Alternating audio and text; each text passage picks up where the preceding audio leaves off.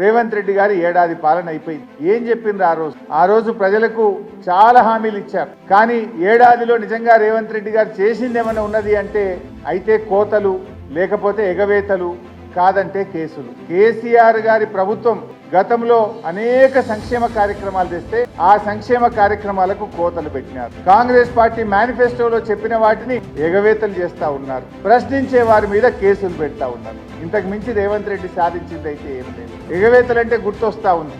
ఆ మధ్య మా రసమయ్య బాలకృష్ణ నన్ను మానకొండూరు పిలిచాడు. నేను ఆడికి పోయి, రేవంత్ రెడ్డి నువ్వు రుణమాఫీ ఎగ్గొట్టినవు, నువ్వు తులం బంగారం ఎగ్గొట్టినవు, రైతు భరోసా ఎగ్గొట్టినవు, మహిళలకు మహాలక్ష్మి ఎగ్గొట్టినవు, వృద్ధులకు 4000 ఆసరా పెన్షన్ ఎగ్గొట్టినవు, ఇవన్నీ ఎగ్గొట్టినవు నాయన.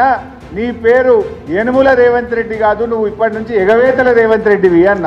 అరే ఎగ్గొట్టిండు అంటే కూడా తప్పేనా? ఇది అన్నందుకు ఆడ మానకొండూరులో నా మీద పోలీస్ స్టేషన్లో కేసు పెట్టారు. ఇప్పుడు నోటీసుల మీద నోటీసులు వస్తున్నాయి నాకు, రా పోలీస్ స్టేషన్ కానీ. ఎగ్గొట్టిండు అంటే ఇది తప్ప? నువ్వు ఎగ్గొట్టింది నిజం కాదా? నువ్వు కోతలు పెట్టింది నిజం కాదా?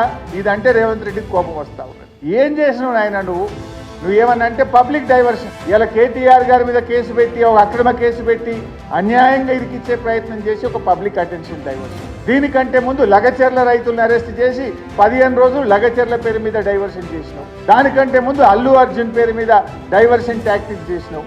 దానికంటే ముందు తెలంగాణ తల్లిని మార్చినా అని చెప్పి దాని మీద 15 రోజులు డైవర్షన్ టాక్టిక్స్.